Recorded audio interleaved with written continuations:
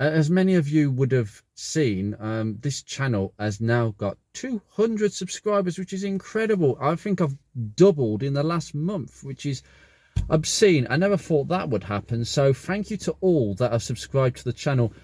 There's plenty more content coming as far as what you've enjoyed so far and what there is to come. 2023 will be different. There'll be many more of me going to shows and actually meets, as well as working on my car, because I'm kind of conscious that my channel is a bit overbalanced on that side of things.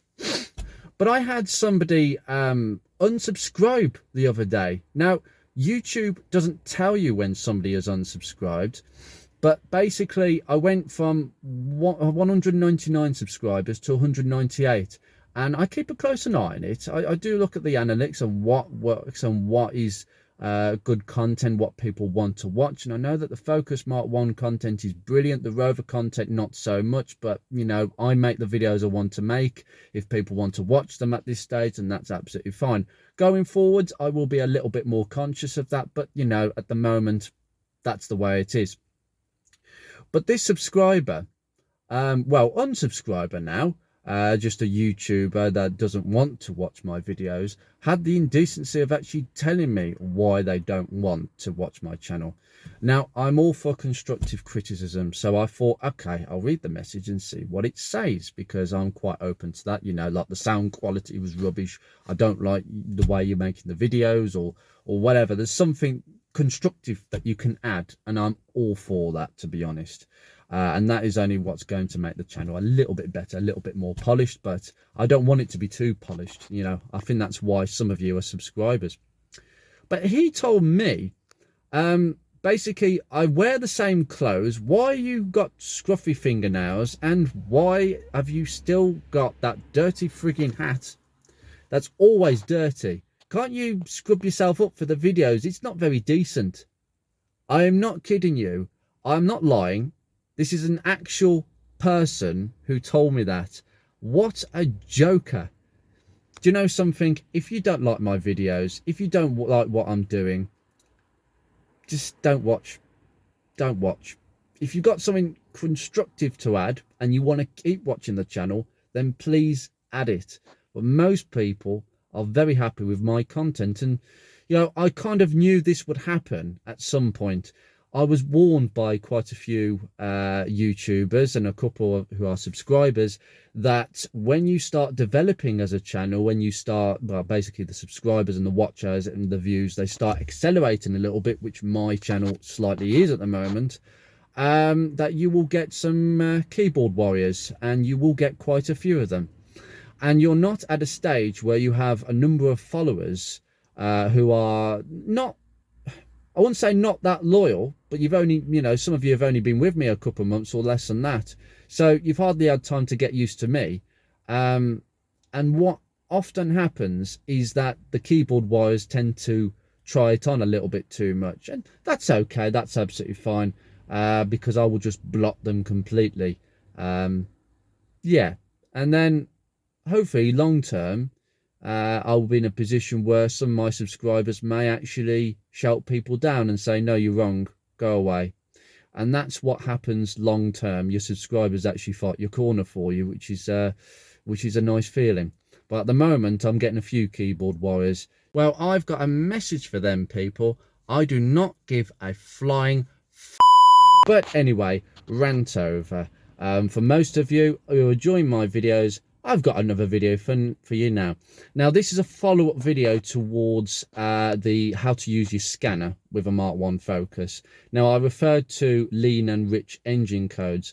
I'm going to show you now some of the things that might cause those codes either way. Right, like in the scanner video, if, like my car, your car on the long-term fuel trim, don't worry about the short-term fuel trim, on the long-term fuel trim, if your car is running a bit rich, over fueling, like mine, okay, the oxygen sensor at the back here, all right, all the way down there, yeah, you can just see you, thank you very much. That sensor will be indicating that there's not much oxygen in the exhaust and there's too much fuel. So it will tell the computer, we need to lean the mixture out a little bit towards the injector rail, okay? So the computer will stop sending as much fuel to the injectors, or it will basically make sure that the injectors are not opening as much. That's the other thing it does. And this whole system works in a closed loop system. So you have the amount of oxygen in the exhaust, the oxygen sensor, which is basically a reader, tells the ECU that reading, and the ECU decides what it wants to do. The other side of things is if it's not if it's reading too much oxygen and not enough fuel. Now obviously it won't read petrol because petrol will be burnt, but basically if there's not enough oxygen, too much oxygen I should say, in the exhaust, that means that your car is running a little bit on the leaner side in terms of how it's providing fuel. The computer is compensating for that, and then it will start changing and adding fuel to the fuel rail, so basically upping the injectors to add more fuel to the cylinders, to make sure that the short-term fuel trim that we looked at is as close to zero as possible. And this works in a closed loop feedback system, okay? Then there's one problem with that. Oxygen sensors, lambda sensors, whatever you want to call them, the pre-cat one is responsible for that reading. They can get old and start under reading or over reading, or like I showed you on the scanner, they may not be reacting very quickly. It might stick on the same reading for ages before moving. That's not good. Now I did have a message about my throttle position sensor. It shouldn't be reacting in that way, so I'm actually going to change that throttle position sensor going forward and swap it for another one. I've got a second-hand one. I've got a couple of them actually, because they're quite easy to get off. And then I'm going to put the scanner on it and see what happens and whether it works out the same. If you've got one of these scanners, they are amazing for just changing a couple of components. If you've got some second-hand spare items, you can see what improvement it might actually make. But the biggest one, and this is the next thing I'm going to come to, this fuel pressure regulator. Now you'll have one on the 1.82 litre as well as the 1416 on the petrol models. Now this basically allows a certain amount of fuel back through the return line here all the way back to the tank. So this is the return line, this is the to the injectors, okay, and this is from, okay. Now basically this takes a vacuum from the inlet manifold, okay. Now depending on how much the inlet is opening, how much vacuum pressure is coming through, it will open a certain amount to let a certain amount of fuel back to the tank, so that the fuel rail stays pressured but not over pressured. Now it could be that that is sticking shut and not allowing enough fuel back to the tank when it should be, and it's an over pressurizing of the fuel rail, and my injectors could, and this is my theory, be leaking into the cylinders and causing a slight rich mixture on the long-term fuel trim. But obviously the computer is compensating for that by trying to reduce the amount of fuel because of the feedback from the oxygen sensor. Hence why my car is actually running spot on in terms of the short-term fuel trim, and that's what you want to see. It's just the long-term fuel trim tells you about things that may pop up, so if your car is running a bit on the rich or the lean side. The other thing that has been suggested is my throttle position sensor could be causing that issue. I doubt it, I very much doubt it, but if it's not working, then it could be overreading or underreading how much the throttle is open. Again, the computer uses the signals from that to tell it how much fuel to put into the car at any given stage. That could also be a major issue. Not often that happens, they usually throw a code, but we are going to change it. I'm going to see if it makes a difference, and I'll get back to you on that one. Now the biggest one, if your car is running a bit on the lean side of things with the long-term fuel trim, that is most likely an air leak. Now these engines, by course of nature, will most likely run on the rich side like mine, so the long-term fuel trim should be on the rich side. All the Zetec engines do this. They are not supposed to run on the lean side. I believe that the K series, which is a slightly older engine than the Zetecs, that engine is a lean burn engine. It was designed for pre-cat. Lean burn engines were very popular in the mid to late 80s before cats came around. So that car will run on the leaner side if I hook my scanner to it, and it has actually done that at some point. Spoilers for the future if you watch my Rover 45 videos. But anyway, the major cause of an air leak are several places. If you have a MAF sensor, this is very important.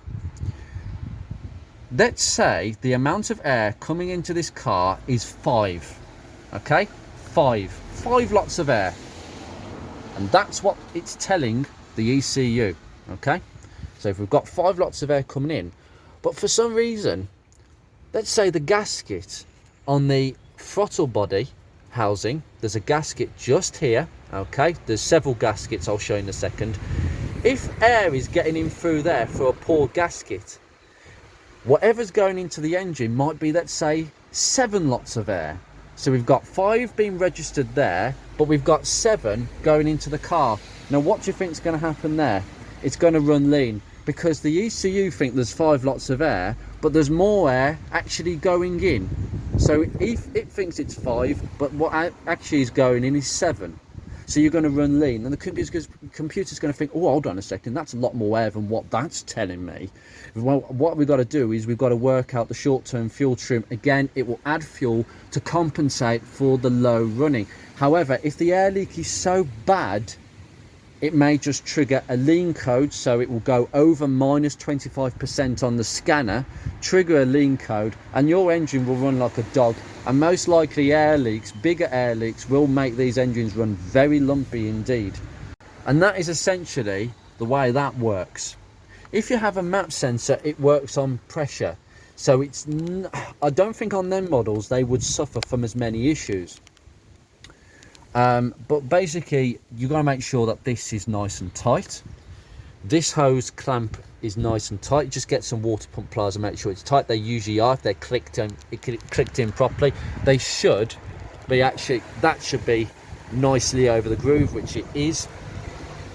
You have a gasket here, which I've changed. They can go a bit flat if they're disturbed, but usually there's not a problem.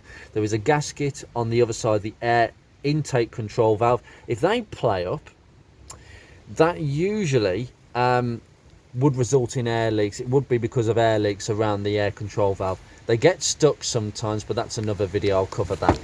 Then you've got the inlet manifold gasket. That's another area it could leak, and that's a big area because again, they'll go flat, they get hard, and there might be some air coming in. These engines are not known for leaking around there, but it's possible. If this ever comes off for whatever reason, you need to change the gasket. They're not expensive, and those are the main areas where air could leak. However, I have pointed this out before. I don't think I can actually show you unless there's enough room, but there is a breather hose. You have the crankcase breather hose, okay, that goes into a PCV valve. You can just see at the bottom of my finger. That valve sits in there. That hose, when they get old, they basically, there's a hole that develops. It blows out because it's under enormous pressure. Don't get aftermarket ones because they're too soft. Get a genuine one. That will cure the problem. But when that went on mine, my car ran like a dog. But it didn't throw a code. The car was running like a dog. I knew what it was because I could see the hole straight down here on the hose, so I knew I had to change it. But I limped home by literally keeping my foot on the gas to get the air fuel mixture a bit richer. That's obviously as the timing advances, that would provide more fuel. But that's the major cause of air leaks. So really, we've covered that.